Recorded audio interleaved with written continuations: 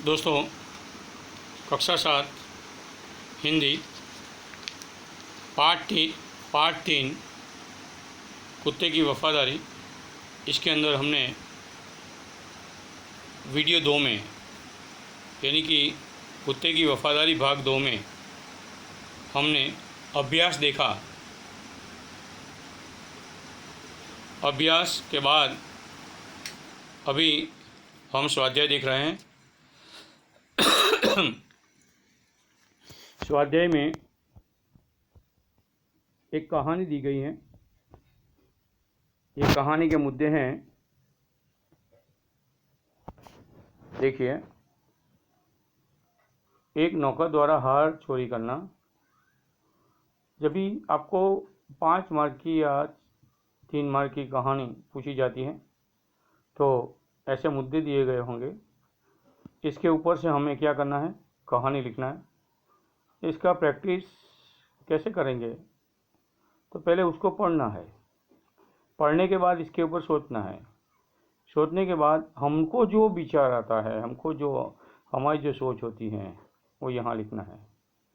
समझ में आया? तो ये हमको करना है। तो पहले मुद्दे हम पढ़ते हैं। देखो, एक नौकर द्वारा हार चोरी करना, सेठ का सभी नौकर से पूछना, किसी का चोरी कबूल न करना, सेठ द्वारा युक्ति करना, प्रत्येक को 7 इंच की लकड़ी देना, जादू की छड़ी होने की बात कहना, दूसरे दिन दिखाने को कहना, चोर की लकड़ी 1 इंच बढ़ जाएगी, घर जाकर हार चुराने वाला नौकर का 1 इंच लकड़ी काटना, दूसरे दिन चोर का पकड़ा जाना। यानी सेठ की चतुराई। सुंदर नगर में माणिकचंद नाम का एक सेठ रहता था। इसके घर में कई नौकर चाकर थे। एक दिन सेठानी अपना कीमती हार मेज पर ही रखकर किसी काम के लिए चली गई। एक नौकर ने मौका देखा और हार चुरा लिया।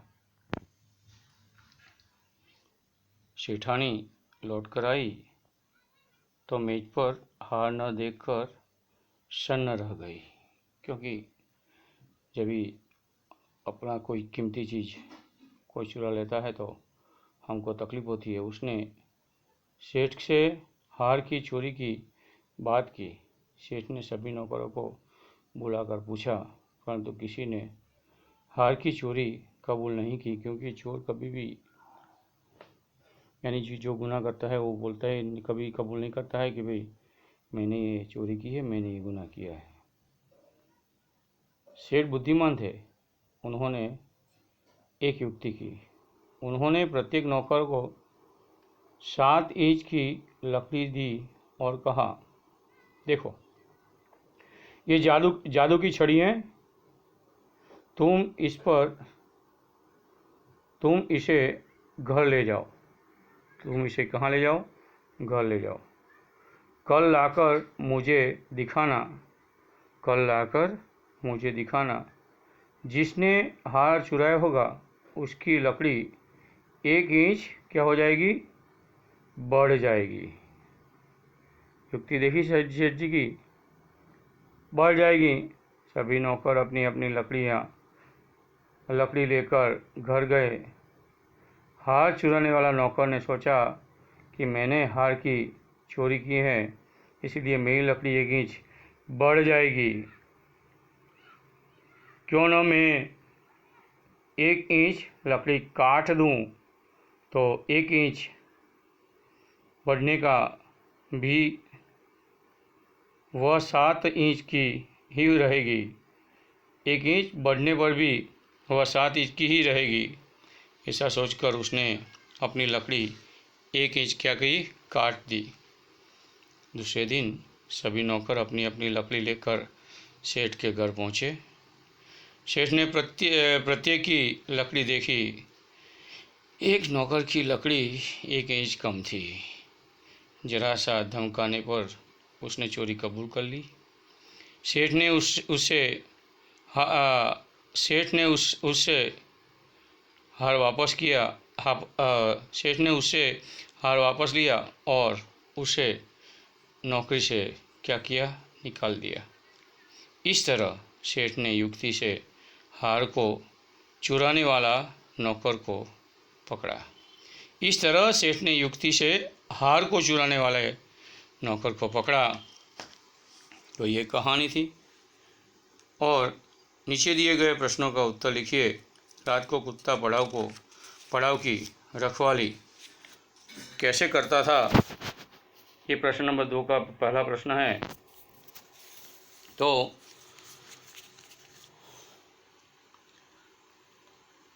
कुत्ता बहुत वफादार था। रात को वह सावधान रहकर पड़ाव की रखवाली करता था। लिखो, कुत्ता बहुत वफादार था। रात को वह सावधान रहकर पड़ाव की रखवाली करता था।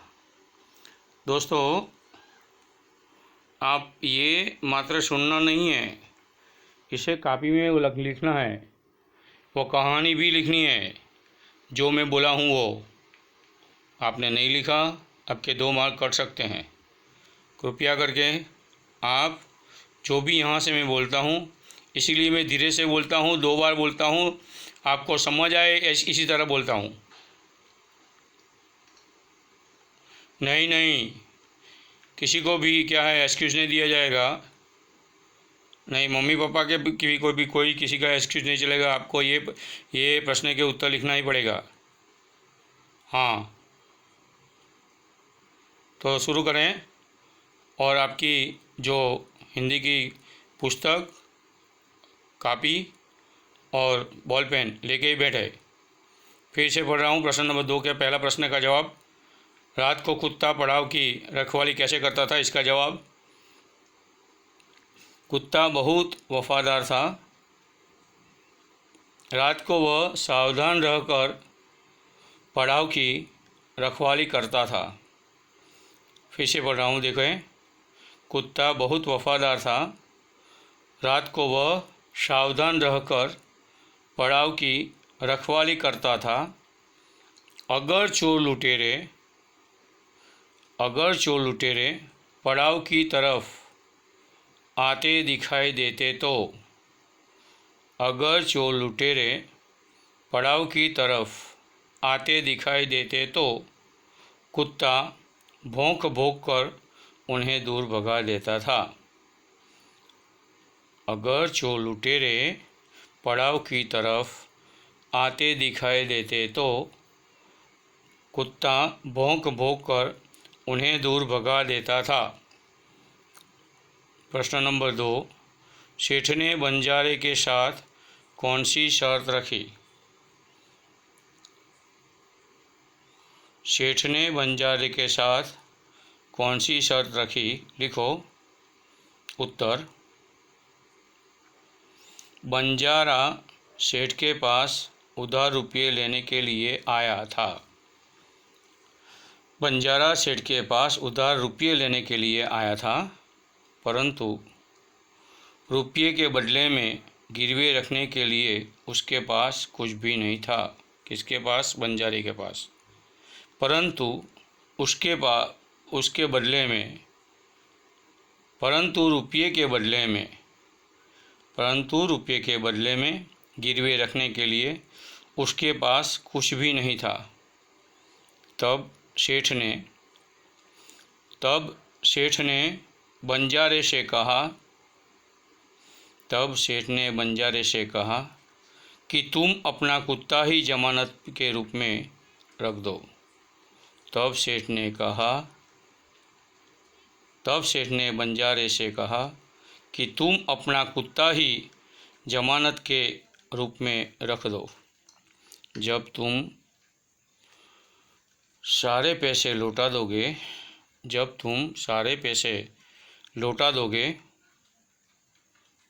तब तुम्हें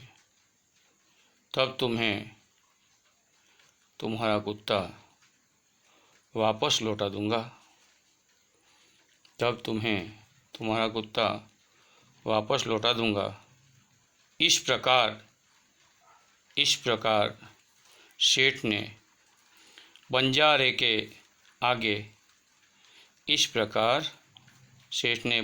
के आगे रकम के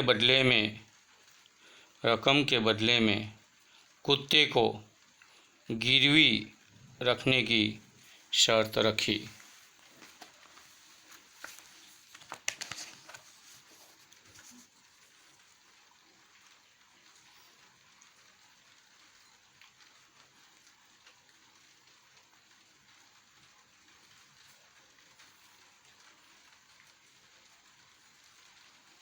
सेठ ने कुत्ते को क्यों मुक्त कर दिया?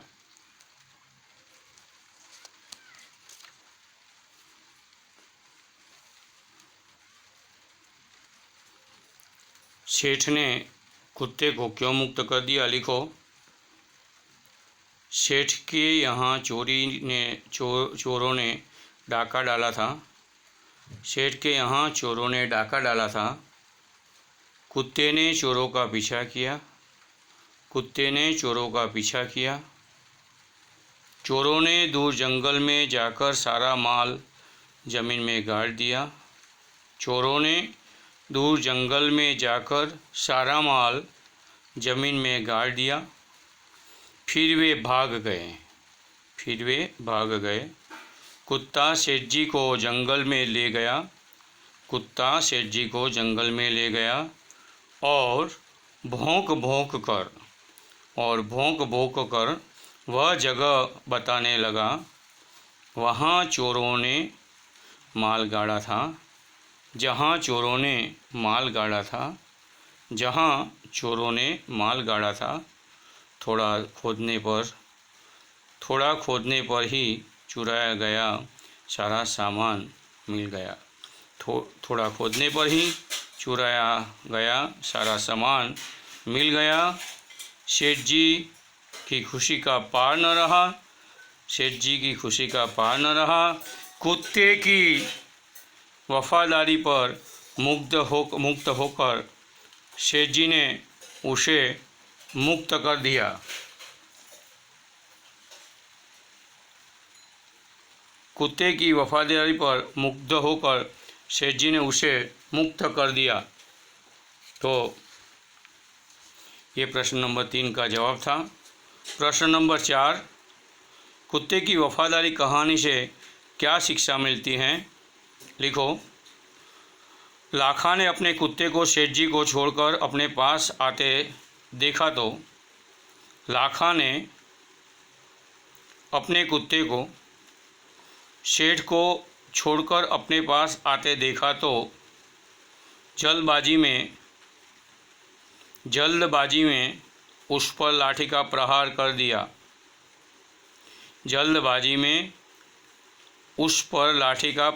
दिया। उससे कुत्ते की मृत्यु हो गई।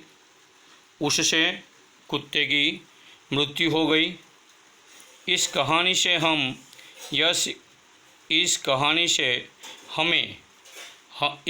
से हमें यह शिक्षा मिलती है कि कोई भी काम जल्दबाजी में नहीं करना चाहिए।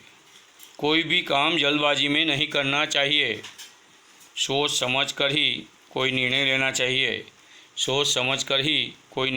चाहिए। जल्दबाजी में काम करने पर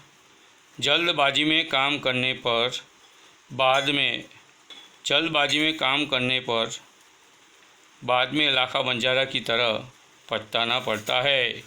जल्दबाजी में काम करने से लाखा की तरह हमें क्या करना पड़ता है?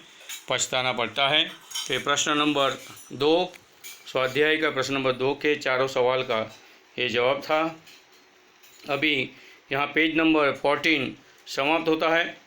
अभी हम देखते हैं 15 यानी 15 पेज नंबर 15 पर जो प्रश्न है, नीचे दिए गए वाक्यों में रेखांकित शब्दों का लिंग परिवर्तन करिए। वाक्य फिर से लिखिए। घोड़ा दौड़ रहा है, घोड़ी दौड़ रही हैं। यानी घोड़ा घोड़ी, शेर शेठानी, बंजारे बंजारन, ऊँट ऊँटनी, लड़का लड़की। ये हुआ लिंग परिवर्तन। अभी इसके वाक्य देखते हैं। फिर भी जितना मैं धीरे से बोलता हूँ लिख सकते हो तो आप लिख लो। घोड़ा दौड़ रहा है, घोड़ी दौड़ रही है। सेठ ने कहा, रुपये तो मैं दे दूंगा। सर्वनाम के यानी क्रियापूर्वक भी बदले जाएंगे। दूंगा दूंगी, हुआ हुआ, लदा है। यानी कभी जब स्त्रीलिंग होगी तब थोड़ा उसका क्रियापूर्वक बदला जाएगा। तो शेठनी ने कहा, रुपये में तो मैं दे दूंगी। बंजारे को बहुत दुख हुआ। प्रश्न तीसरा वाक्य, बंजारे को बहुत दुख हुआ। लिखो, बंजारिन को बहुत दुख हुआ। ऊँट की पीठ पर सामान लादा है, ऊँटनी की पीठ पर सामान लदा है। लादा नहीं, लदा है। यानी मैदान में लड़का खेल रहा है, मैदान में लड़की खेल रही है। यानी कि घोड़ा घोड़ी, सेठ सेठानी, बंजारा बंजारी बंजारन, ऊँट ऊँटनी और लड़का लड़की। तो ये आपने प्रश्न नंबर 3 का जवाब देखा। अभी बॉक्स में से लिंग आधारित शब्दों के जोड़े मिलाइए और उनका वाक्य में क्या करिए, प्रयोग कीजिए। शिष्य, नागिन, शिक्षक, घोड़ा, गाय, देव, बैल, शिष्या, घोड़ी, शिक्षिका, देवी, नाग। तो दोस्तों, शिष्य के साथ शिष्या, नाग के साथ नागिन, शिक्षक के साथ शिक्षिका, गाय के साथ बैल, देव के साथ देवी, घोड़ा के साथ घोड़ी। तो फिर से देख लेते एक बार। शिष्य, शिष्या, नाग, नागिन, शिक्षक, शिक्षिका, गाय, बैल, देव, देवी, घोड़ा, घोड़ी। पहले दो शब्द हैं शिष्या, शिष्य, शिष्या। शिष्य गुरु की सेवा कर रहा है। शिष्य गुरु की सेवा कर रहा है। शिष्या गुरु की सेवा कर रही है।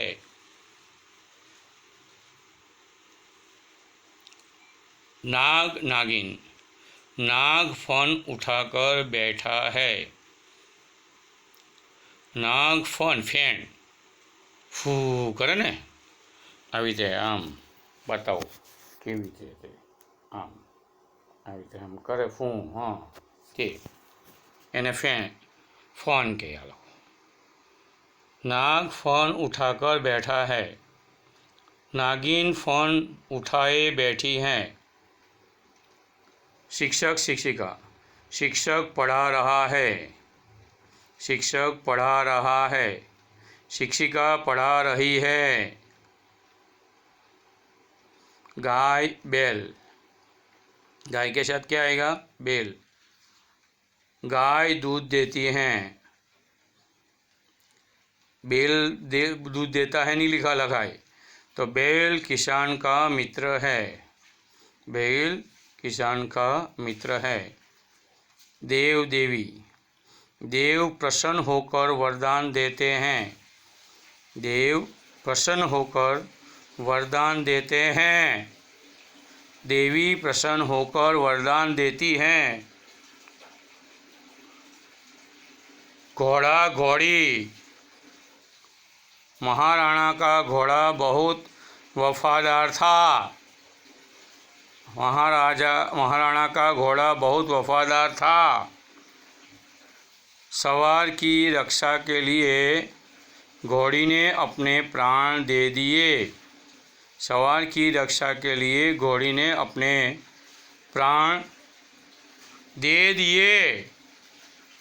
प्रश्न नंबर 5।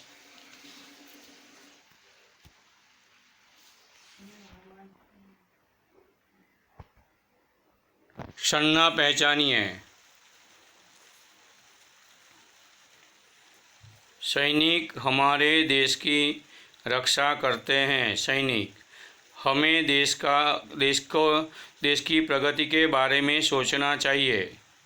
गंगा भारत की पवित्र नदी है। दोस्तों, संज्ञा का 6 प्रकार है। व्यक्तिवाचक, जातिवाचक, समूहवाचक, भाववाचक, द्रव्यवाचक और क्रियावाचक। तो ये 6 संज्ञाओं में से कौन सी संज्ञा है ये बताना है। तो सैनिक जातिवाचक संज्ञा, देश जातिवाचक संज्ञा और नदी जातिवाचक संज्ञा पूरे जाति को समझाता है। इसी तरह गाय, भैंस, लड़का, लड़की, ये सब क्या है तो कि जातिवाचक संज्ञा है। जाति को जो जाति की पहचान कराती है वो संज्ञा है, उसको बोले जाता है जातिवाचक संज्ञा। तो जातिवाचक संज्ञा यहाँ होती है तो यहाँ हमारा क्या स्वाध्याय समाप्त होता है और यहाँ वीडियो नंबर 3 भी क्या होता है समाप्त होता है। तो दोस्तों, ये वीडियो नंबर 3 में हमने क्या देखा, स्वाध्याय के प्रश्न नंबर 1 से 5 तक का पूरा प्रश्न के उत्तर देखें। तो फिर मिलेंगे वीडियो नंबर 4 में, यानी कि आगे के वीडियो में। तो अभी हम देख रहे थे, कौन सा वीडियो देख रहे थे, किसकी बात कर रहे थे तो कि पाठ नंबर 3 क्या है, कुत्ते की वफादारी। इसके अंदर स्वाध्याय प्रश्न नंबर 1 से 4 और यहाँ भाग नंबर 3 समाप्त होता है। फिर मिलेंगे चौथे भाग में। तो तब तक आपके दोस्त, आपके मित्र अतुल याग्निक को रजा दीजिए, इजाज़त दीजिए और आपका दिन शुभ जाए, ऐसी शुभेच्छा।